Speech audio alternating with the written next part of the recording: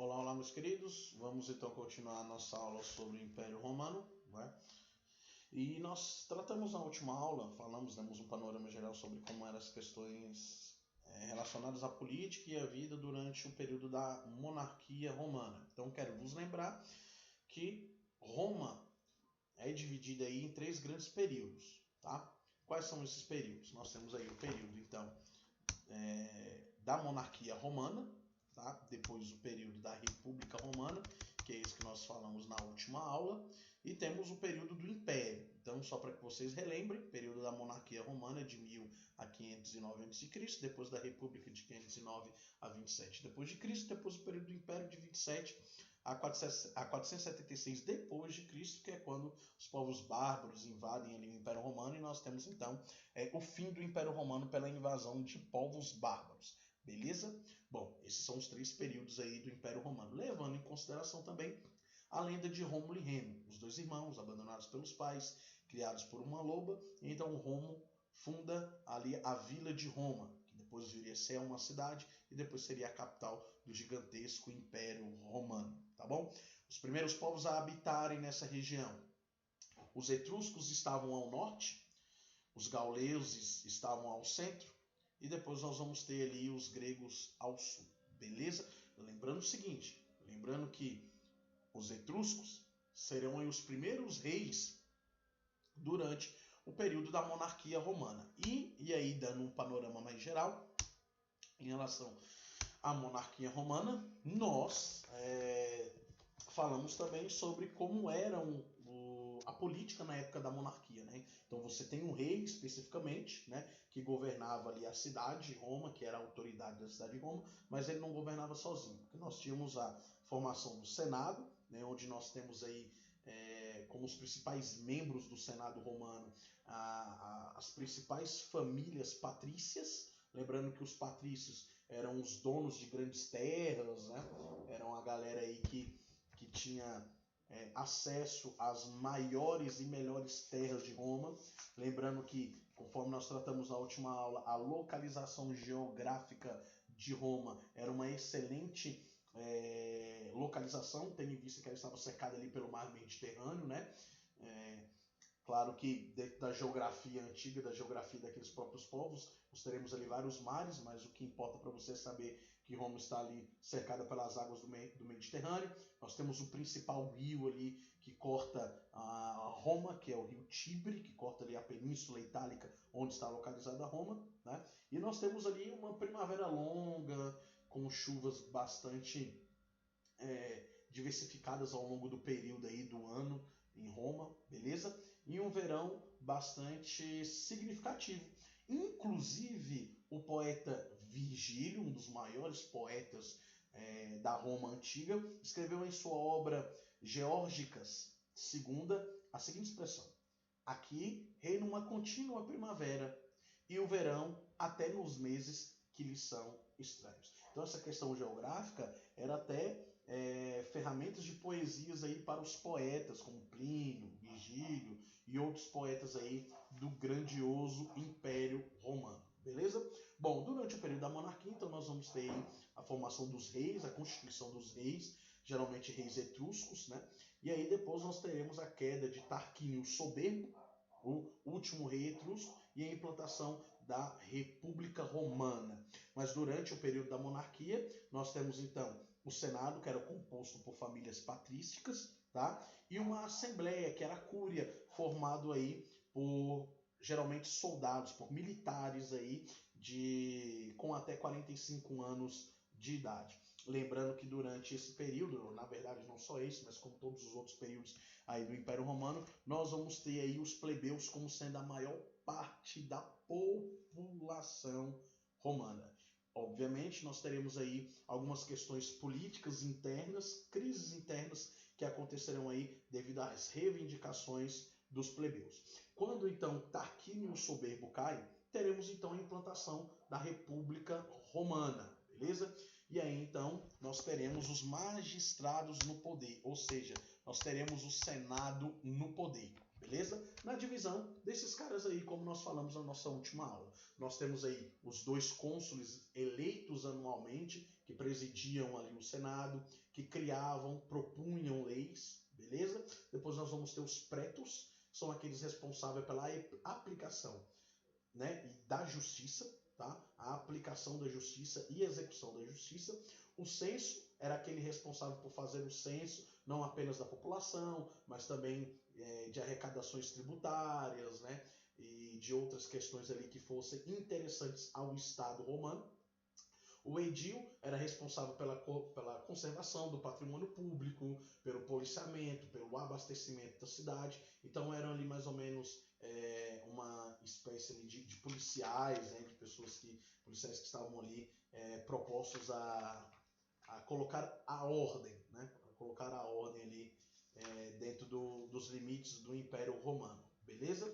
Depois nós vamos ter aí o questor, e a responsabilidade dele era administrar o tesouro público, aquilo que os romanos arrecadavam durante um certo período aí de tributação de impostos. Geralmente esses tributos, já adiantando uma questão bastante importante, esses tributos geralmente eram tributos mais pesados aos plebeus, por isso nós vamos ter uma série de reivindicações, tanto no período da monarquia, quanto da república, quanto do império, sobretudo no período do império. E aí, por último, nós temos o ditador. Aqui nós temos uma questão bastante interessante. Por quê? Porque o ditador, ele é alguém que é escolhido pelo Senado para governar Roma por 6 meses. Então ele governava Roma por 6 meses, mas com uma ressalva. Qual? Quando ele deveria governar Roma? Em que condições ele deveria governar Roma? Em casos de grave ameaça à república ou de crises internas. Ele era eleito pelo Senado, ele era eleito pelo cônsul, beleza?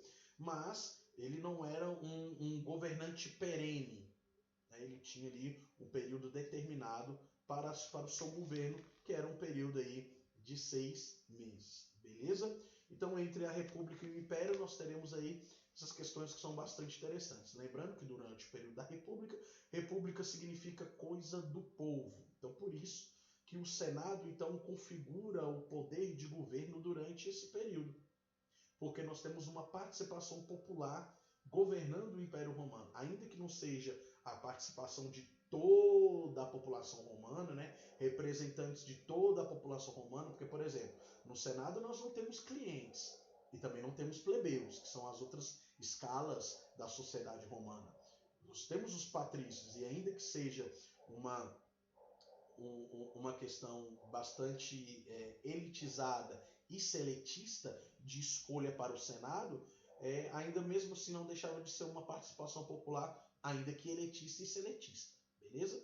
Então, por isso que esse período é chamado ou conhecido como o período da República, porque nós temos aí o Senado como sendo aí o principal órgão que irá governar, criar, propor e organizar administrativamente, politicamente, aí o Império Romano durante esse período, beleza? Bom, então, dando continuidade, nós temos aí algumas revoltas que irão acontecer durante o período da República, como eu já havia adiantado para vocês.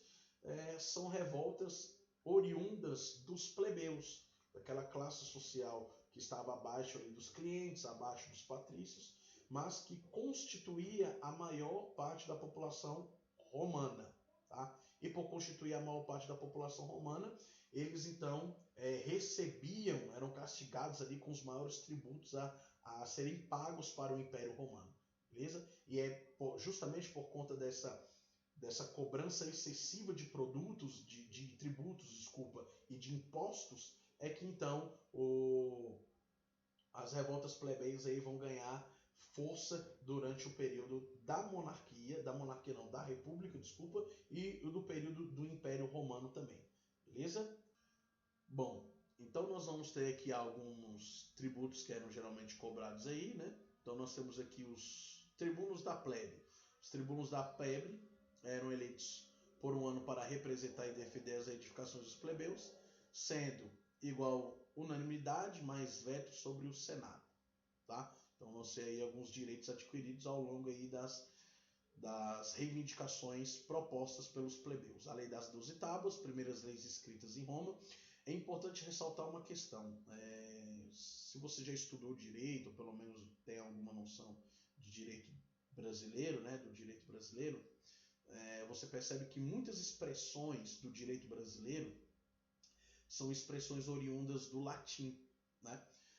Justamente por conta do legado histórico, jurídico deixado pelos romanos. Então, o nosso direito se baseia muito em princípios do direito romano. Por isso que muitos dos nossos princípios, né, sobretudo de princípios ali encontrados dentro da visão geral do direito penal, né, são geralmente aí, apresentados a nós como sendo de origem do latim, né? Então isso é bastante interessante, mostra como que o legado do Império Romano até hoje, né, acaba aí nos influenciando, beleza? Então nós temos aí a Lei das 12 Tábuas, que são as leis escritas durante esse período. Lei da Canuleia, que era a permissão para casamentos mistos, né, entre patrícios e plebeus. Então olha só, antes da Constituição, da formação do Senado dentro da administração da República Romana, nós temos aí então patrícios que só podiam casar com patrícios, plebeus que só podiam casar com plebeus, clientes que só podiam casar com clientes, e a Lei da Canuleia veio para cancelar isso, veio para trazer a ideia de uma diversidade que poderia ser proposta no âmbito matrimonial e levar em consideração que patrícios podiam se apaixonar por plebeus ou vice-versa, né? Então, as diferenças sociais que passavam a ser financeiras e militares e também em detrimento do nascimento foram desconsideradas diante dessa lei aqui. Mas essa era uma prática já bastante, né, realizada, inclusive dentro dos primeiros povos lá que nós vamos ter, os gauleses, etruscos e os gregos, né? Eles geralmente eram povos ali que pouco se misturavam ali no início da habitação ali das suas regiões da Península Itálica. Isso vai acontecendo paulatinamente, pouco a pouco, até então que esses povos se misturem e nós vamos ter aí a constituição e formação da população romana após a fundação de Roma por Rômulo e Remo, né? E aí, então, depois de muito tempo, aí, já no período da República Romana, nós vamos ter a constituição dessas leis plebeias. O que é importante ressaltar que é o seguinte: os plebeus sempre estavam dispostos a lutar por seus direitos, por uma participação política dentro da administração pública romana. Então, os plebeus promoviam várias revoltas. Inúmeras revoltas foram aí promulgadas durante esses períodos, tá? Mais significativamente entre o período da República e o período do Império. Uma tática muito utilizada pelos plebeus era a de ameaçar se retirar do exército romano. Lembre-se, por exemplo, na revolta de Esparta, né, ocasionada aí por escravos trácios, né, e mais especificamente por Espartacus. Esparta, eu falei Esparta, né? Não é Esparta não. A revolta de Espartacus, que aconteceu ali em uma das cidades ali ao norte da Península Itálica. Esses escravos, eles tinham a intenção de até chegar à cidade de Roma e derrotar o Império Romano. E quase isso aconteceu. Mas quando Espartacus chega em Roma, né, e visualiza, observa o exército romano, ele diz o seguinte: eu vi com os meus olhos o exército romano, e eles eram tão numerosos como a areia da praia. Ou seja, isso demonstra a grandiosidade do Império Romano. Grandiosidade. Um exército extremamente organizado, né, com órgãos internos ali, né, uma desconcentração dentro da questão do próprio militarismo romano. Isso que demonstra a grandiosidade do legado, até administrativo, que os romanos nos deixaram até hoje, né? E isso mostra o quanto que o exército romano era um exército grandioso, mas ele só era grandioso por conta da população plebeia, que era uma população também grande, uma população gigantesca, era a maior classe social do Império Romano. Então, uma das táticas utilizadas pelos plebeus era dizer o seguinte: se vocês não atenderem às nossas reivindicações, nós vamos sair do exército. E um dos medos de qualquer governante, seja no período da monarquia lá, com Tarquínio Soberbo e os outros reis etruscos, no período da República com o Senado e depois no período do Império, né, era justamente o medo de se perder o exército, do exército se enfraquecer. E o exército, o poder militar, o poder bélico romano, certamente foi aí um dos fatores fundamentais para a permanência gigantesca e longínqua do Império Romano. Certamente, sem sombra de dúvidas. Então, uma das ameaças aí propagadas pelos plebeus eram sair do exército caso suas reivindicações não fossem atendidas, tá? Aí vem um cônsul plebeu, né? Mais a partilha de conquistas com os plebeus, que nós vamos ter aí as leis de Licínias, tá? Em 326 a.C. nós temos aí o fim da escravidão por dívidas, beleza? Aí nós teremos o fim da escravidão por dívidas. Tranquilo? Bom, essas são as principais reivindicações aí ocasionadas, né, pelas revoltas populares durante o Império Romano, o período da República Romana, desculpa. Bom, vamos lá. Durante o período da República Romana, nós teremos uma ascensão gigantesca aí dos militares no governo romano. O cônsul Mário, isso em 107 a.C., promoveu uma série de reformas militares, reformas administrativas, que acabou aí instituindo pagamentos de grandes salários aos militares. Com isso, nós vamos ter o desagrado dessas informações, dessas medidas aí, por algumas partes do setor patrício, né? E por algumas partes, obviamente, do Senado, já que os patrícios faziam parte do Senado. E aí teremos aí, então, Júlio César contra o Senado romano, tá? E aí, então, quando Júlio César se opõe a essas questões, nós teremos, então, o primeiro triunvirato. O que era um triunvirato? Aproveitando-se, então, da enorme popularidade que tinha Júlio César dentro do Senado, e também reivindicando essas questões mais administrativas, de fama e de aumento de salário dos militares, então Júlio César juntou-se a outros generais do exército romano, Pompeu e Marcos Crassus. E então eles formaram o primeiro triunvirato, que era um acordo entre esses três generais, pelo qual um se comprometia a ajudar o outro para controlar o poder romano, tá? Então aí nós vamos ter Júlio César, Pompeu e Marcos Crassus, na tentativa aí de controlar o poder em Roma. Então nós estamos aí próximos à implantação do Império, do período do Império Romano. Nós estamos ainda no finalzinho da República ali, tá? Estamos no finalzinho da República. Então é importante ressaltar que mesmo em desacordo com algumas questões e decisões tomadas do Senado para os militares, Júlio César era um dos generais mais famosos desse período e tinha aí o apoio da maior parte da população romana, justamente por conquistar a Gália, né? Por conquistar regiões, e essas regiões eram anexadas ao Império Romano. A Gália era uma delas.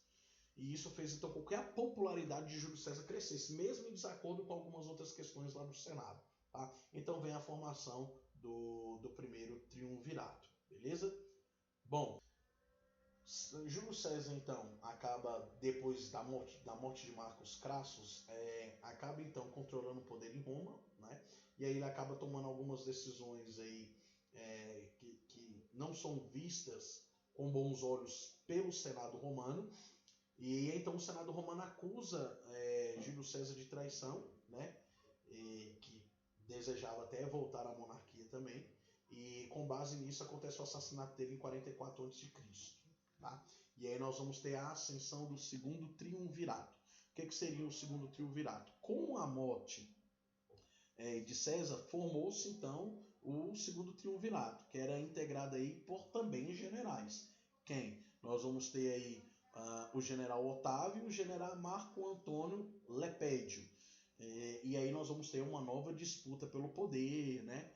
Onde nós temos aí as tropas romanas aí conquistando outros territórios, né? Também praticando aquilo que é chamado de política expansionista, tá?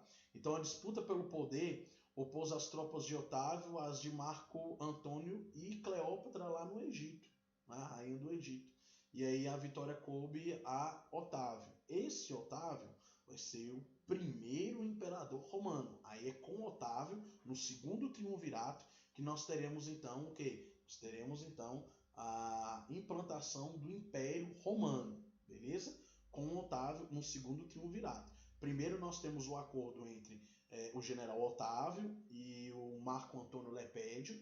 Depois nós teremos aí uma desassociação das ideias entre Otávio e Marco Antônio, a união de Marco Antônio com Cleópatra e a derrota de Marco Antônio e Cleópatra pelos exércitos aí de Otávio. E aí teremos a implantação da República Romana. Tranquilo, meus queridos? Beleza? Bom, nós vamos encerrar mais essa aula por aqui, beleza? Para que a aula não fique muito grande. Então, nos acompanhe aí na nossa próxima aula. Um forte abraço a todos vocês e bons estudos.